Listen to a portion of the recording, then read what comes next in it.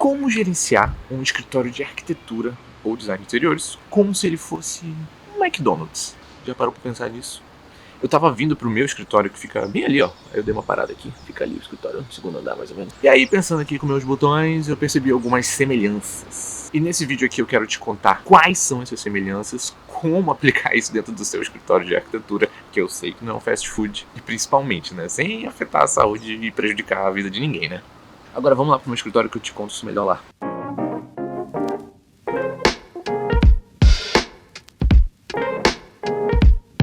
Bem, pelo menos eu, né, particularmente, vindo dessa área de arquitetura, de criatividade, de inspiração, etc., acabei me apaixonando por duas coisas, que é justamente fast food e café. Só quero que me dê 2 hambúrgueres! E aí, né, parando pra pensar, talvez a gente tenha isso em comum, né, porque a gente, né, projeta até tarde, fica meio que sem tempo pra se cuidar, e pede fast food, toma café pra ficar acordado. A menos que você consiga, né, conciliar isso com uma vida saudável, que eu, particularmente, na época de faculdade, começando a trabalhar, não conseguia. Mas pelo menos do lance de tomar café, provavelmente você não escapou, né? E aí, em particular, né, nesse lance aí do fast food, eu sempre fui muito apaixonado por sanduíche. E não tem como gostar de um sandubinho, né, sem escapar de um McDonald's eventualmente. No momento, eu estou passando por uma dieta e adivinha no que eu tava pensando vindo pra cá?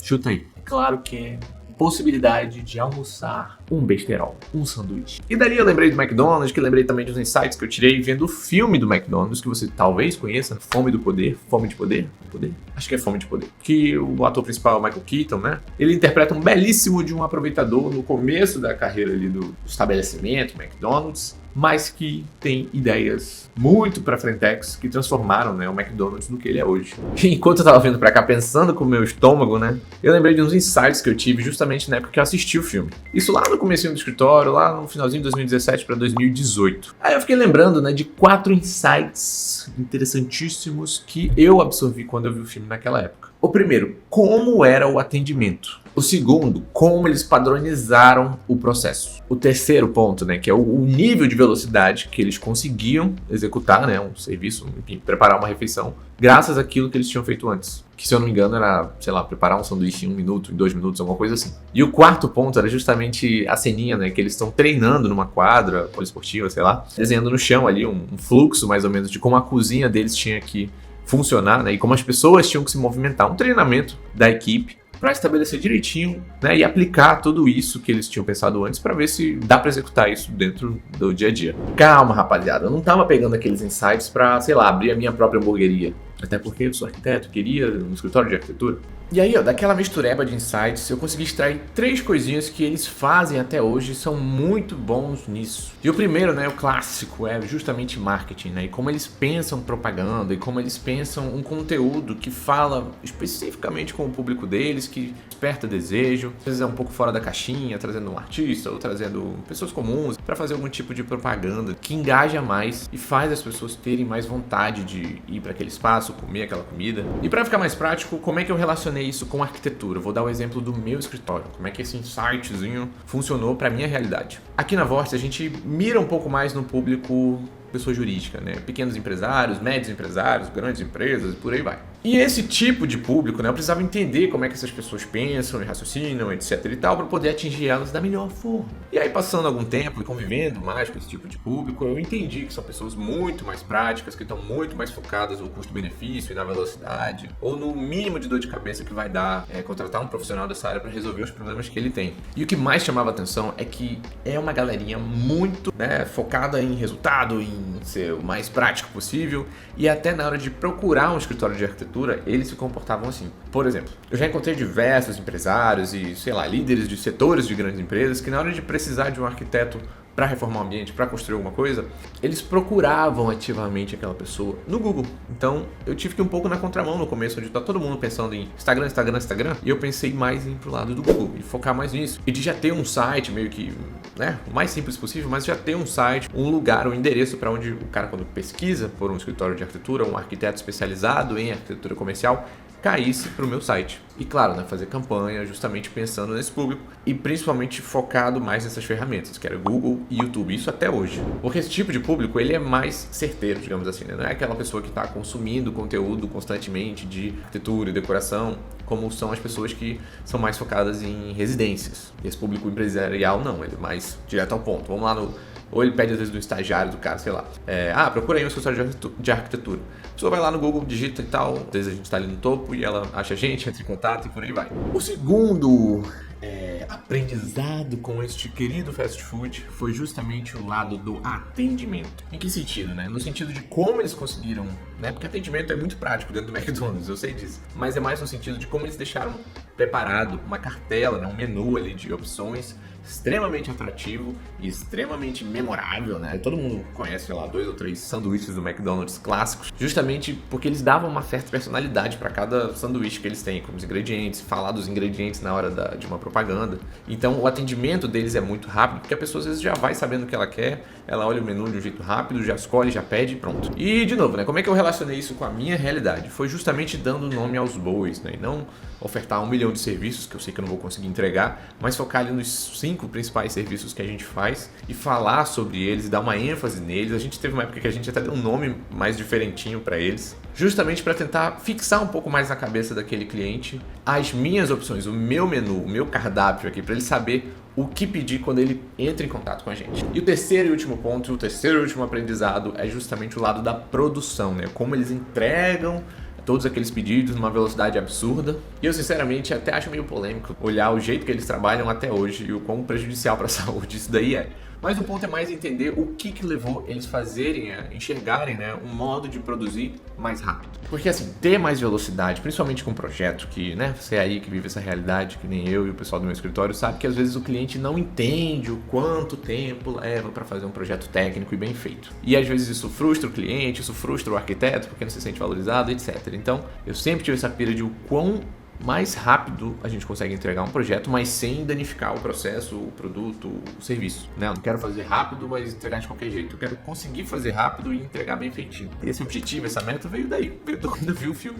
E relacionando com a minha realidade, né, de escritório de arquitetura, né, essa ideia da como é que eu otimizo a produção dos projetos, foi justamente dividido em mais 2 coisinhas. Que a primeira é o fluxo, né? Entender como desenhar esse fluxo. Se tu é da área, tu sabe desenhar um fluxograma. É entender do ponto A ao ponto Z. Qual é o caminho que esse cliente percorre dentro do meu escritório?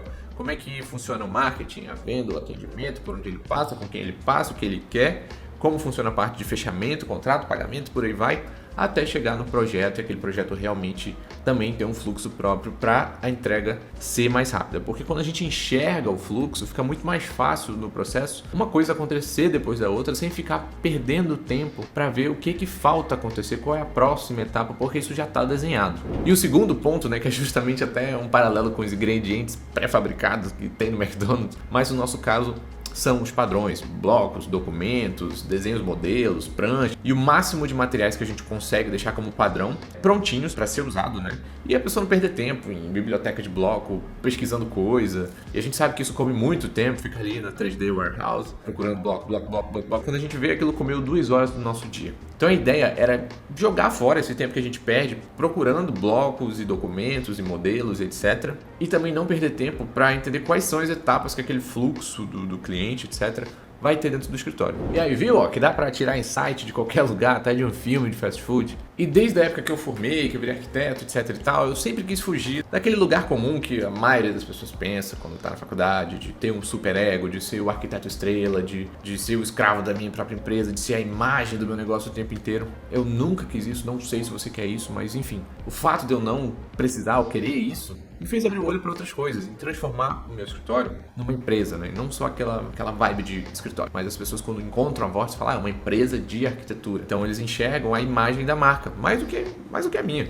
E tá tudo bem, porque ser dessa forma me deu mais tranquilidade, flexibilidade na vida. E eu sempre quis construir uma empresa, né? E tiro insight de tudo que é lugar, de filme, de outros modelos de negócio, justamente para construir um ambiente saudável, que as pessoas trabalhem felizes, que eu não precise ser o foco das coisas, que a empresa ande quase que sozinha, principalmente, né? Onde todo mundo que trabalha aqui dentro tenha resultado próprio mesmo. Porque uma coisa que eu aprendi olhando um outro escritório, que eu sou muito fã, que é um escritório chamado Gensler, não sei se você conhece, mas é um dos maiores escritórios do mundo. Acho que ele tem 50 unidades ao redor do mundo.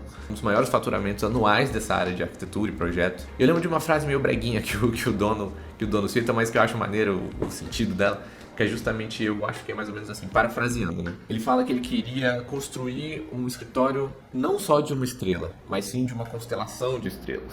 Isso daí meio que fala muito com o que eu penso de não ser aquele escritório. Com certeza você conhece vários escritórios que têm o nome do arquiteto. E assim, não tem nada de errado nisso. Eu, particularmente, não curto muito, porque eu quero que as pessoas que trabalham comigo também se sintam valorizadas. Então, se o próprio nome do escritório é o nome de uma pessoa só, inevitavelmente a pessoa fica um pouco mais, putz, e o meu trabalho? Então eu queria construir esse ambiente coletivo onde todo mundo se sentisse satisfeito. E hoje eu tenho um escritório, eu tenho 2 sócios inclusive que ajudam constantemente a tocar aqui o negócio. O escritório anda muito bem, obrigado. A gente já conseguiu atender diversos tipos de clientes, né? Como o meu foco é mais empresas como Coca-Cola, Ambev, BMW, entre outras empresas. E eu comecei essa jornada do absoluto zero, né? Não tenho nenhum pai ou mãe arquiteta, nem nada desse sentido.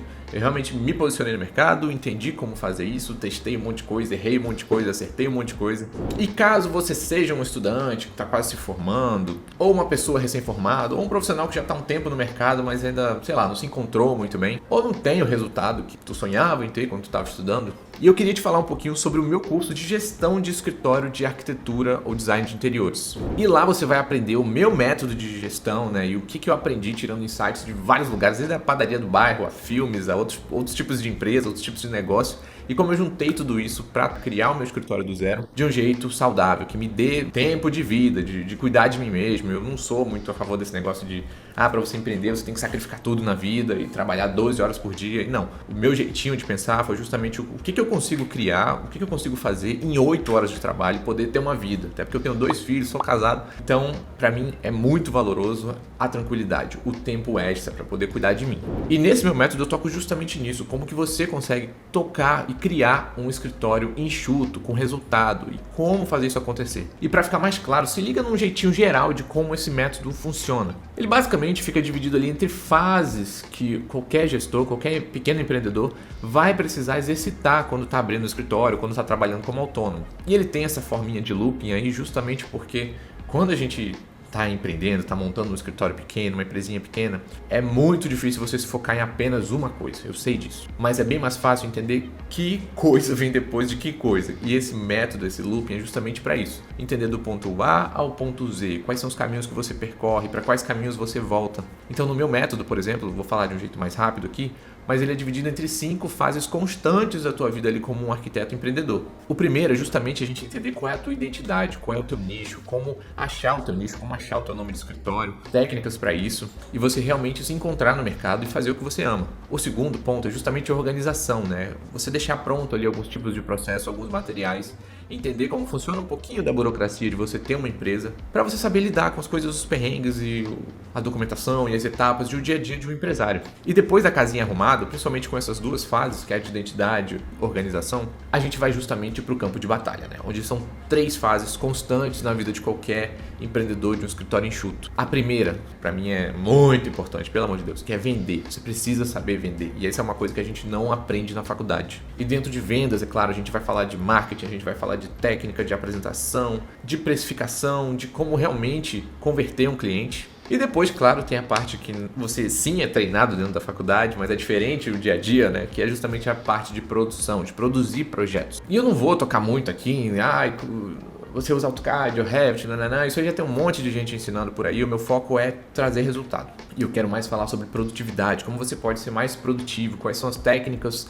para você organizar melhor a sua agenda, quais são os processos, as etapas e o que você pode fazer dentro dessa fase de projetar para você projetar mais rápido, com eficiência, entregando um bom produto, encantando aquele cliente. E um pulo do gato nessa etapa de produção, você conseguir trabalhar um upsell, que é justamente você vender outros serviços para aquele cliente. E como fazer isso acontecer, eu ensino. E a última fase que fecha esse loop é justamente essa fase de administração, de macrogestão do negócio. Porque você é arquiteto, é financeiro, faz venda e tal, mas você vai ter que inevitavelmente parar um pouquinho do teu tempo para administrar e arrumar um pouco essa casa. E pensar no que você pode fazer para melhorar e como fazer isso. Pensando em inovação, pensando em contratação, pensando em treinamento, etc. Então dentro do curso eu ensino justamente como você vai se comportar e o que você vai ter que fazer em relação à administração. E aí, fechando o looping, você tá vendo que a ideia é que é um caminho meio que sem fim, né? Porque é o teu trabalho, é o teu dia a dia. Então, você administra, você vende, você produz, você administra, você vende, você produz. Eventualmente, você volta para aquele looping menor de identidade, organização, às vezes para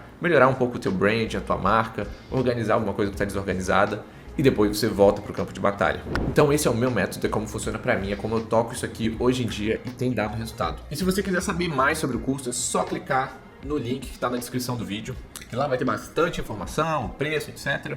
É só você entrar lá. E uma última coisa que eu queria deixar aqui é justamente você olhar um pouco mais para fora, né? Usar essa cabecinha de arquiteto, de designer, para tirar insights do que está ao teu redor. E não foca só naquilo que a gente viu na faculdade, mas tenta prestar atenção no mundo lá fora, porque foi isso que me fez fazer o que eu faço hoje. Enfim, não se esqueça de se inscrever no canal, dar like nesse vídeo, por favor, me ajuda demais. E compartilha esse vídeo aí com quem você acha que pode precisar. E é isso, rapaziada. Te vejo no próximo vídeo.